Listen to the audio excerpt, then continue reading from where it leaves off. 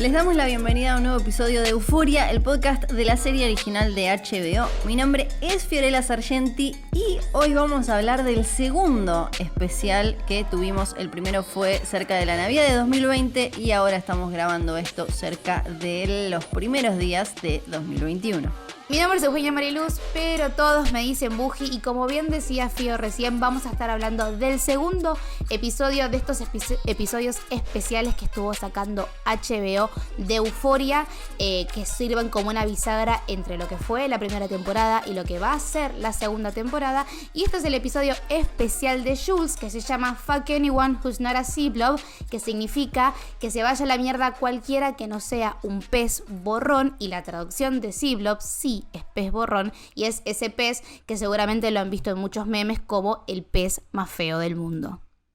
Qué titulito, qué titulito. Y si no viste el pez borrón nunca, quiero que mientras estás escuchando esto, por favor vayas a googlearlo o lo hagas después, porque vale mucho la pena. Como decías vos, tenemos estos episodios especiales que iban a ser dos, son dos ya, que fueron grabados en esta situación tan particular en medio del momento complicado de la pandemia, cuarentena en todo el mundo en 2020, con un montón de protocolos. Por eso tenemos estos elencos más acotados, pero el primero dejó a todo el mundo, críticos y audiencia, muy impresionados por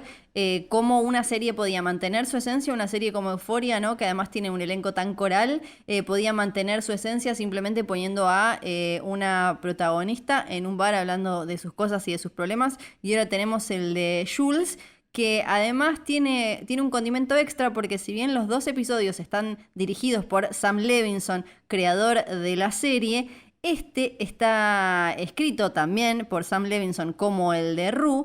Pero acá también metió mano en el guión Hunter Schafer, que es quien interpreta a Jules. Así que la cosa se pone quizás un poco más personal, teniendo en cuenta lo que ella, desde que agarró este personaje, contó, expresó que quiere transmitir y hacer llegar, y lo importante que es para ella contar de esta manera y con esta profundidad por todas las cosas por las que puede pasar una joven, una chica trans, una adolescente como Jules. Y si el capítulo de Zendaya, que el capítulo de Rue, nos había dejado súper expectantes a ver qué iba a ocurrir y nos había dejado también súper satisfechos porque había sido un capítulo increíble, este vino para ponerse la corona, porque como bien decíamos en el capítulo anterior, estos especiales que no nos imaginábamos ahora Euforia sin ese capítulo de Rue, yo ya no me puedo imaginar el personaje de Jules sin toda la información que pudimos agarrar en este capítulo tan especial y tan importante para el personaje de Jules, que para mí lo más importante y lo que más marca una diferencia con la primera temporada es que Jules empieza el capítulo en terapia, que es un logro maravilloso para lo que sabemos que ha pasado en el capítulo anterior y para lo que sabemos en general, lo mucho que puede ayudar la terapia a las personas y lo demonizada que está en otros países. Nosotros estamos hablando desde Argentina, que es el país que tiene más psicólogos per cápita en el mundo. Sí. Entonces no nos parece algo tan extraño ir a terapia, pero en otros países realmente tiene todavía un tabú bastante más grande y bastante más profundo, y que en una serie de tanto alcance uno de los personajes principales empiece un capítulo tan importante como este en terapia, me parece que es un paso positivo muy grande. Y además, también como en el capítulo anterior, que la música era muy importante para contar la historia de Rue, la música también es muy importante para contar la historia de Jules, porque empieza con una canción de Lorde que se llama Liability, que es de su disco Melodrama, que es una canción que, si se ponen a leer la traducción de la letra, habla de una chica que se siente que constantemente es una carga y un peso para los demás. Y luego vamos a ver cómo todo ese significado que tiene la canción va a ir tomando forma con todas las cosas que le cuenta Jules a su psicóloga. Algo que me parece que, además de siempre valorar muchísimo la música de Euphoria, creo que en algún momento de la primera temporada de este podcast lo hablamos, es que por lo menos para mí Euphoria es una serie que es mejor no maratonearla, o maratonearla tal vez en un segundo visionado. O sea, la primera vez prefiero verla, si bien la tenés ahí en HBO Go para ver cuando quieras, si no lo hiciste semana a semana cuando se estrenaban los episodios, yo prefiero ver de a un capítulo por todo lo que tenés para procesar, ¿no? Porque además es una serie, creo que no solo tiene mucho para charlar y para pensar, sino también para procesar, te hace sentir un montón de cosas. Y este capítulo lo que me impresionó es que ya a los 5 minutos hay tantas cosas para pensar y también en un montón de sentidos te abre tanto la cabeza y te lleva a explorar ciertos temas con una mirada con la que quizás no lo habías hecho antes, que a los 5 minutos ya estaba como wow. Y cuando pensamos, también lo que me pasó fue que con esos primeros 5 minutos de ella hablando con la psicóloga,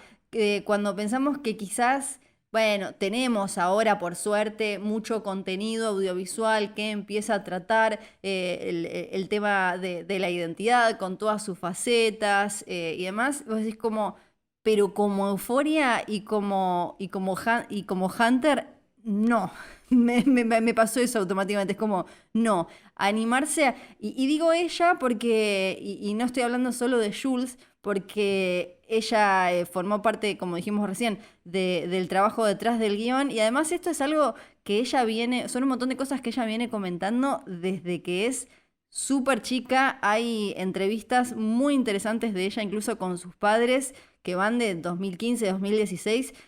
donde habla de cosas que aparecen acá, que tiene que ver con la construcción de su identidad, que aparecen muchas veces representadas ahí en Jules. Y algo que también me llamó la atención es que lo que decías vos de la parte de terapia,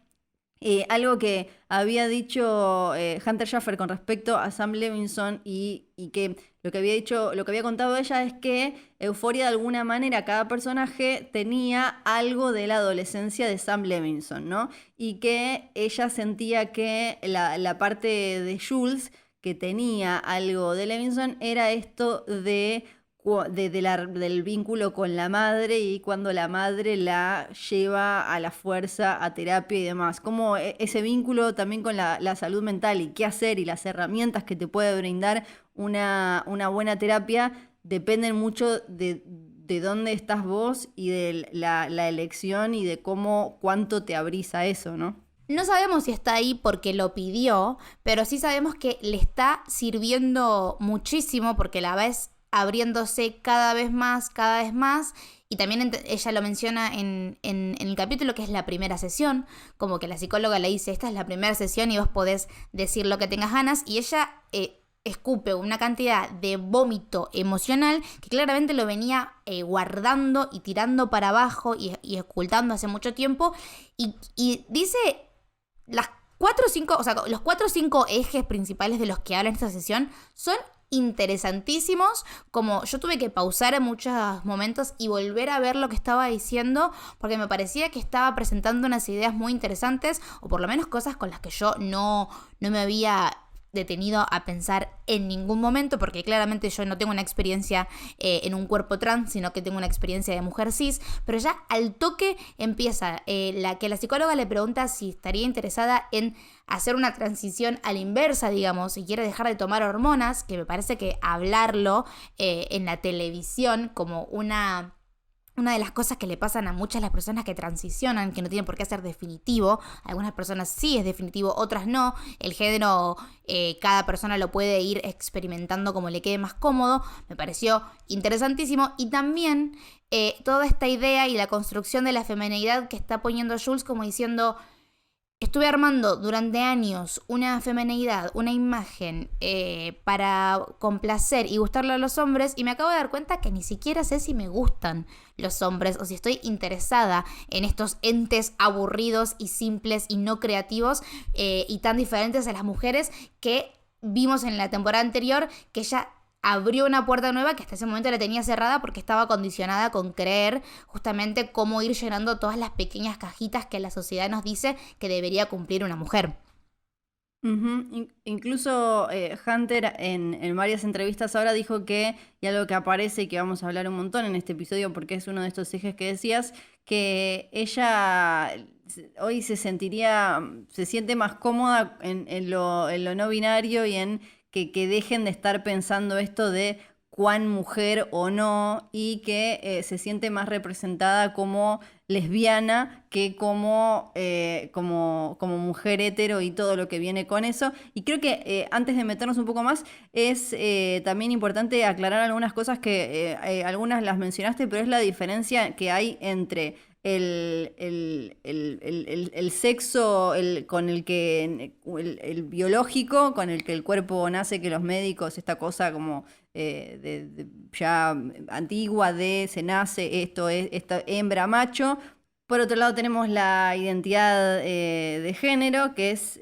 cómo te identificas vos. Después la expresión de género. Y creo que de eso habla mucho el capítulo y me parece súper interesante porque es algo que no se explora tanto. Que por esto que decías vos de lo que se supone, las cajitas de lo que es el varón y lo que es la mujer, y todos como si fuéramos muñequitos, ¿no? Todos los accesorios que hay que tener para ser mujer y ser varón, más allá de la cuestión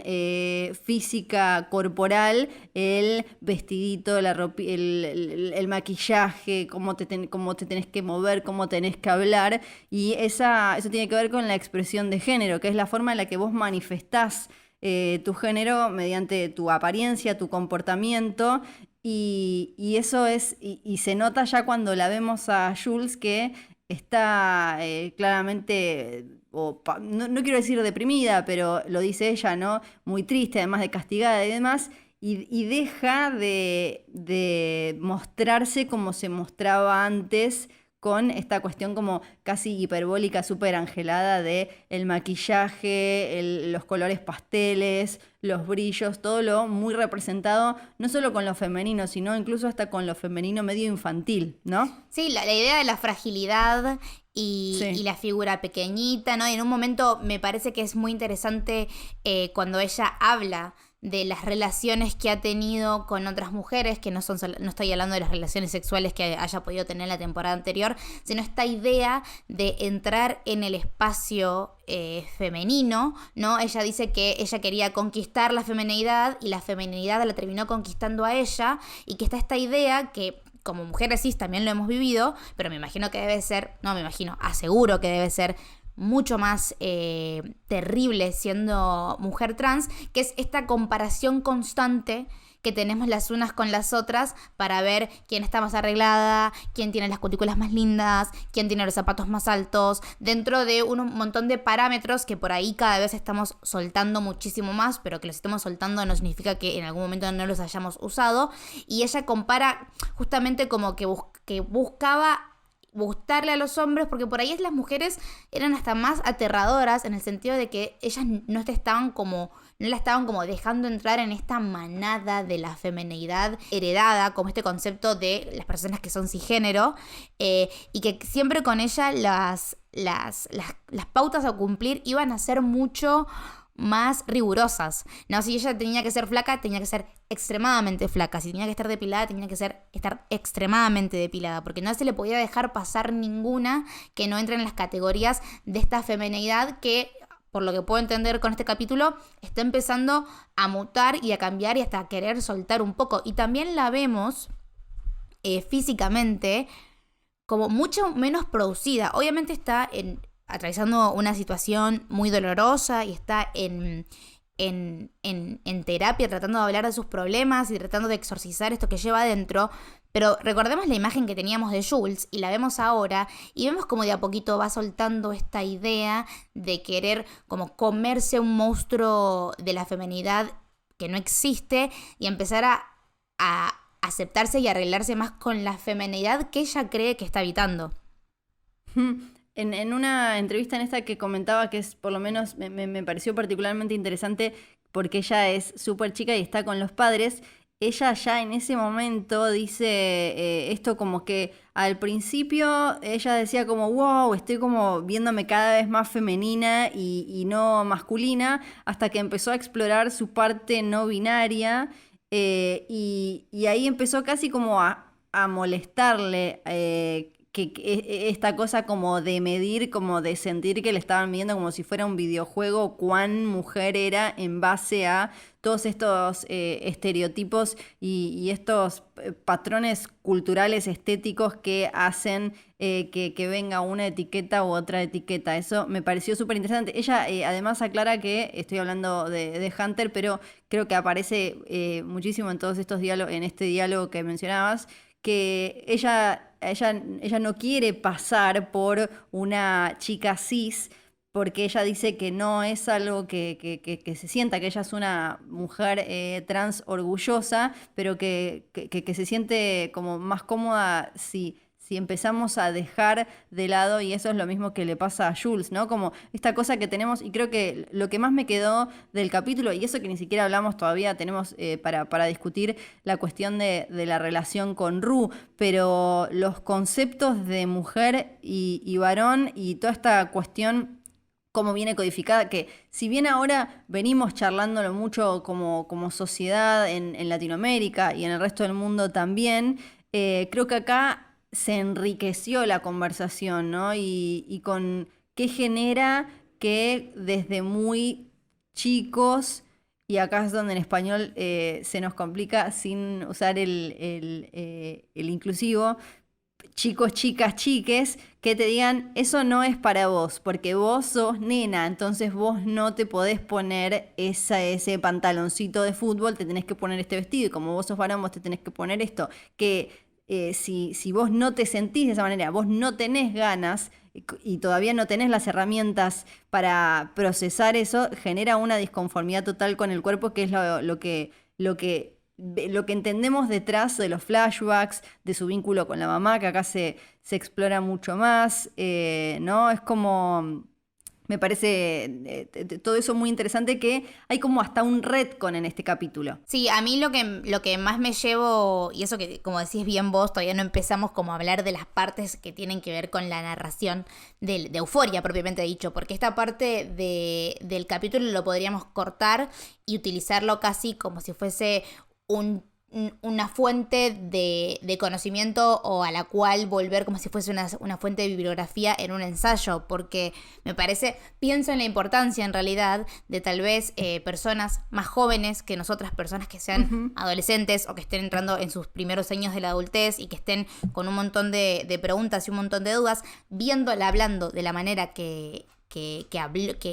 con el mensaje que está tirando en los primeros minutos de este capítulo, es de repente como una fuente de información inagotable que también te puede dar la oportunidad de salir y empezar, no sé, a surfear la web y cliquear y googlear cosas que por ahí hace 5 o 6 años, no estoy hablando de hace 15, 20, no estoy hablando hace un poquito, no teníamos el acceso siquiera a destrabar ese principio de pensamiento. No estoy diciendo que nos paremos súper firmes, pero como empezar a cuestionar. Y si bien nosotras ya somos personas más grandes que los personajes de la serie y estamos con toda esta idea como para seguir pensando y repensando, me imagino la importancia para una persona mucho más joven que esté justamente tratando de encontrar una respuesta y no sabiendo dónde encontrarla, y encontrarse con este capítulo y de repente que se le abran un montón de puertas. Eso me parece que está buenísimo el capítulo, y por eso este capítulo también me parece tan importante, también para verlo en retrospectiva y entender un montón de decisiones que fue tomando Jules, porque también el capítulo va mucho en retrospectiva, sobre todo cuando se pone a hablar de su relación con Rue y cuando se pone a hablar de su relación con Nate, porque toca ambas, y por ahí puedes empezar a entender distintas actitudes o distintas acciones que tomó Jules a lo largo de la temporada, que por ahí en ese momento parecían medio salidas de contexto o no las entendías, y tenía que ver con un montón de otros tipos de procesos internos que justamente tienen que ver con empezar a ser adulto y conocerse y empezar a entender el cuerpo que cada uno está habitando. Me crucé con buscando más información, me crucé con un texto muy interesante de una artista y escritora que me parece, que se llama Alison Gallagher, que creo que dialoga directamente con todo lo que dice Ru ahí sentada, y habla de cómo hay una rigidez incluso en cuanto a la aceptación, ¿no? Social de una persona trans y sobre todo de una, como el caso de Jules, de una mujer trans, y es como, ok, bueno, vos transicionaste, ok, ahora entonces tenés que siempre tenés que ser este tipo de mujer y te Claro. tiene que,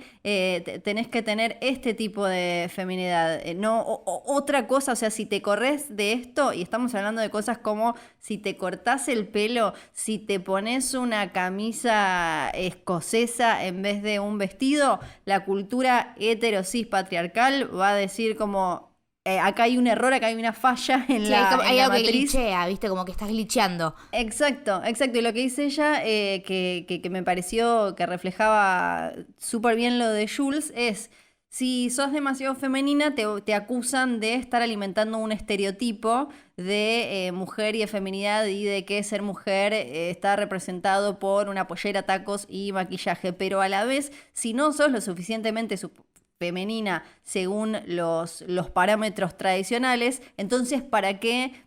pasaste por todo esto? Y después también otra cosa que tiene que ver, que me había quedado pensando, cuando le dice la psicóloga a ella si quiere hacer la inversa, que hay también una idea muy reduccionista y muy, es como un modelo muy médico, muy binario, ¿no? De esto de como si fuera on-off, mujer-varón, y creo que lo que vemos acá a Jules tratando de hacer con su identidad, y todavía, como decíamos, nos falta hablar de su mamá, hablar de Ru y demás, es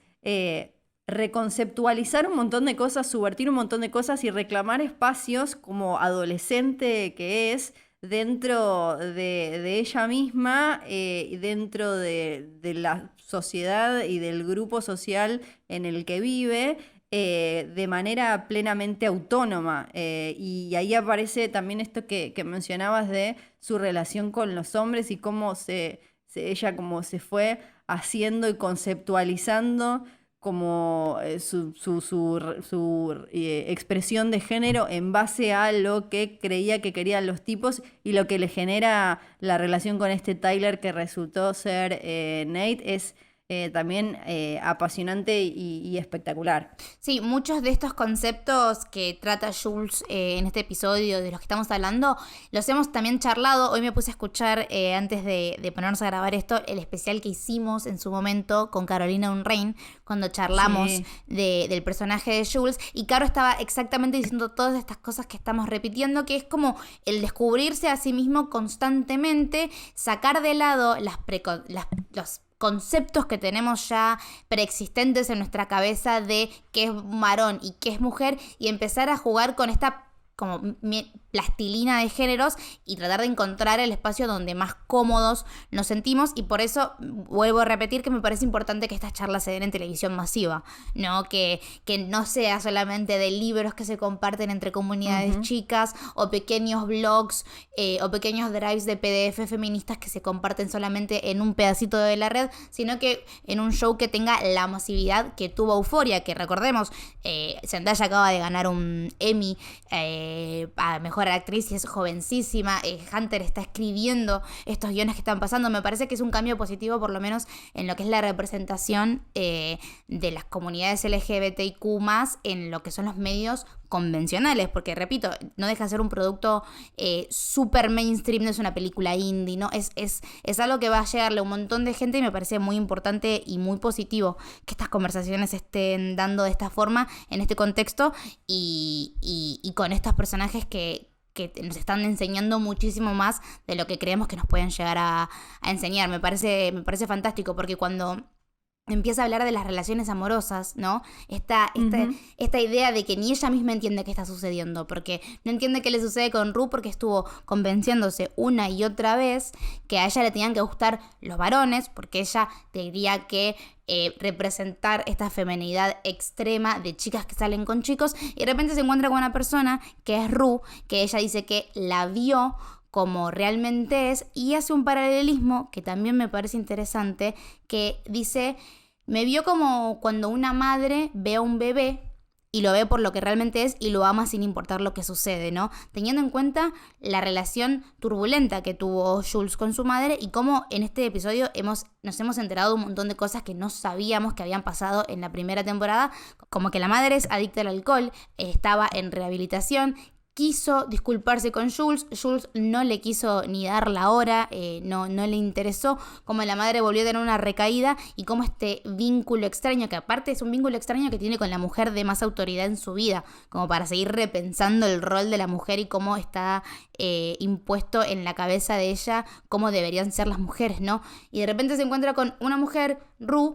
que la quiere por lo que es, que no le importa, que la mira, que la ama, pero que también la necesita muchísimo porque es con donde la personalidad adictiva de Rue sale y es algo que a Jules le pesa porque lo dice, es como algo que no, ella necesita que yo esté constantemente con ella y yo no puedo estar todo el tiempo pendiente de que ella no vuelva a tener una recaída. Es una relación, me parece, donde las queremos mucho a las dos, pero esta cuestión no está siendo saludable para ninguna de las dos porque que Jules no le pueda decir a Rue lo que pasa con su mamá porque sabe que Rue dependía de ella para estar sobria y para mantenerse mínimamente en pie, terminó haciendo que ella se escapara y terminó dejando a las dos en el lugar en el que está cada una y en el que las vimos en estos especiales. Y antes cuando decía lo de que hay como un retcon, es una palabra que se usa en ficción y que en realidad se usa más para cuando hablamos de cosas muy de fandom, ciencia ficción, fantasía y demás, que tiene que ver con la retrocontinuidad, que es cuando en una obra de ficción se te agrega un detalle, un dato que no sabías que de alguna manera modifica o le da un marco a algo que ya vimos, como decías, ahora a entender. Además de todo lo que ya sabíamos que le estaba pasando a Jules, el tema de la mamá y cómo hace el link automático y obvio con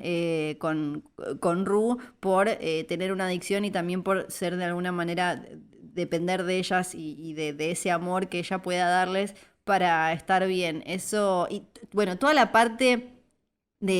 hablando ya más de lo cinematográfico, porque es como una pequeña película este capítulo, me parece que es de una poesía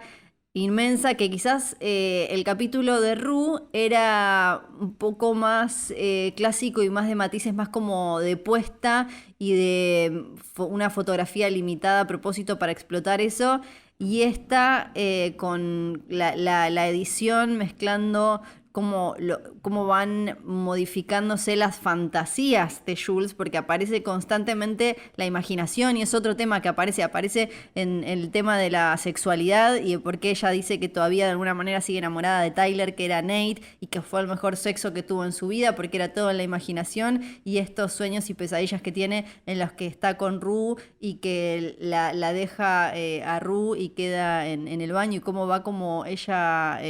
viendo todas estas cosas, me pareció, y ni hablar linkeado con el tema del océano y cómo aparece, y ahí entendemos el póster y entendemos los adelantos que veníamos viendo, y cómo ella vincula el océano, y acá creo que eso, si no fue de Hunter, no sé, pero le pegan el palo, porque esa imagen me pareció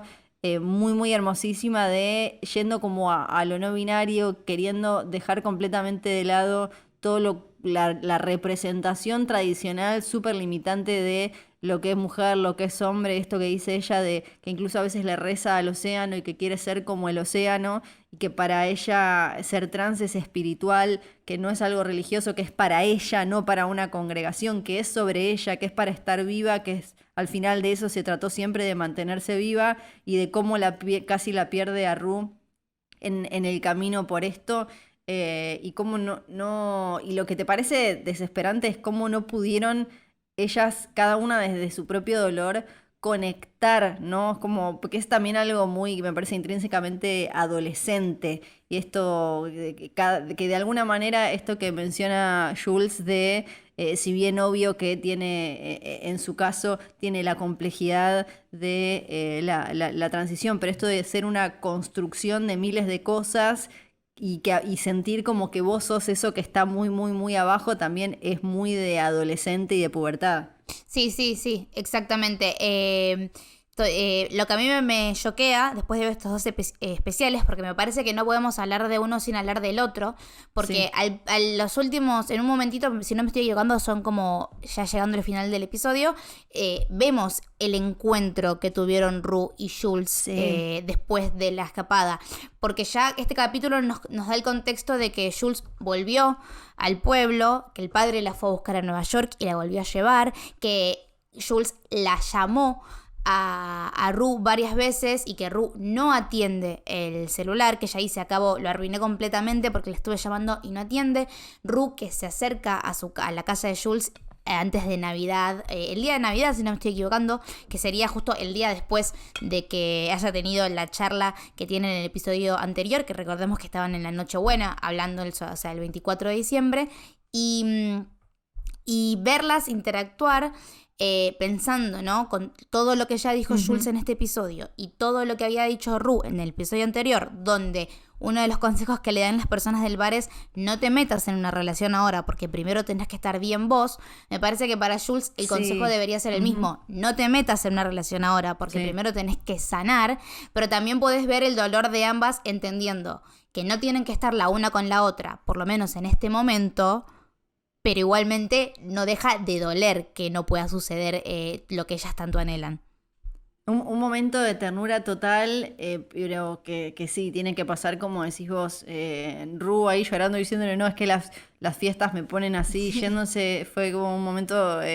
súper conmovedor, pero sí, tiene que pasar lo que decís vos. Y hay, creo que nos quedaron como dos o tres para mí cosas que también aparecen en el capítulo.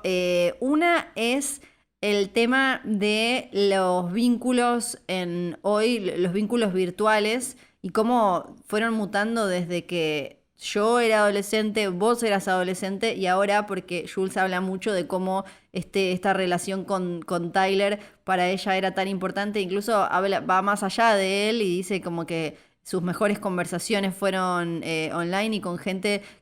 a la que nunca le vio la cara porque puede ser más vulnerable y honesto. Y el concepto, así como hablamos durante casi todo el capítulo de la idea de identidad,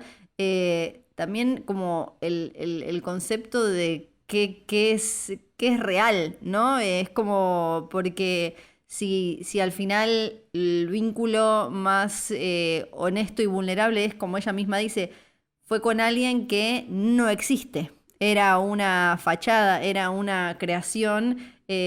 También habla como mucho de el tipo de vínculo, porque al final es medio como un puente que no llega a ningún lado. Del otro lado hay como un cartón pintado, hay algo que no es. Y después también el tema de los padres y cuando ella tiene que pedirle perdón, o por lo menos, aceptar el perdón de la madre, o por lo menos cuando para el padre baja a escuchar lo que le dice la madre, si bien es un caso un poco más extremo, porque la mamá tiene, no solo no se portó bien con ella, llevándola obligada cuando era chica a una terapia que se veía algo extrema, sino después con el tema de las adicciones, también está como esta cosa que se ve en la primera temporada de Euphoria en el vínculo con los padres y aceptar que son eso y fallan. Sí, totalmente. Lo que vos mencionabas recién del hecho de la virtualidad y de esta relación que tuvo con Tyler, que sabemos que es Nate, ella le dice a la psicóloga que la mitad de todas las relaciones que tiene, ella se las crea en su cabeza, ¿no? Que por eso también Sí. terminan fallando, porque usando el poder de la imaginación, que bien vos lo dijiste, lo vemos reflejado mucho en este capítulo con toda la cinematografía, lo vemos, ella piensa cosas, las imagina, las piensa en un plano que por ahí no es el real, y por eso también termina lastimando a la gente, porque tiene una idealización sobre los vínculos que no es la real, que es lo que podemos ver. Y con respecto a la relación con los padres, a mí lo que me deja siempre como sorprendida, pero para bien lo digo, es el vínculo que tienen Jules con su papá, ¿no? Que sí, dentro de un montón de vínculos que hemos visto de padres, sobre todo también en Euphoria, ¿no? Recordemos el papá de Nate, que tiene este vínculo tan nefasto no solamente con el mundo, sino con su familia misma. El padre de Jules está ahí siempre como el sostén emocional para que ella no termine de romperse. La va a buscar a Nueva York, la estuvo cuidando. Habíamos hablado también mucho de cómo este padre tenía un rol de madre y padre al mismo tiempo, justamente porque la madre de Jules no estaba disponible para ella, y me parece que también es muy importante resaltar la importancia que tienen los vínculos sanos con los padres o con las madres, para poder entender que justamente para salir de cualquier cosa terrible que te esté pasando, uno no probablemente no pueda salir solo, no va a necesitar la ayuda de alguien, ya sea un padre, una terapeuta, una amiga, una novia, o la combinación de absolutamente todas esas cosas, para poder sí reflotar completamente y hacer el proceso de sanación correspondiente. Y por último, el tema de la metamorfosis corporal y el vínculo con el cuerpo, y acá no estoy hablando de la transición, estoy hablando de la Jules que conocemos, que incluso la vemos cuando ella habla de que fue el mejor sexo que tuvo por la imaginación, y la vemos tocándose y demás, y después cuando habla con la psicóloga y le dice el miedo que le daban ciertos cambios en el cuerpo, ¿no? También es como quizás uno después crece y se olvida que el vértigo que da cuando tu cuerpo empieza a cambiar, y ni hablar la cuestión de la identidad de género, si es como, ok, bueno, este cuerpo va a mutar hacia algo con el que yo me sienta identificado o no, ¿no? Como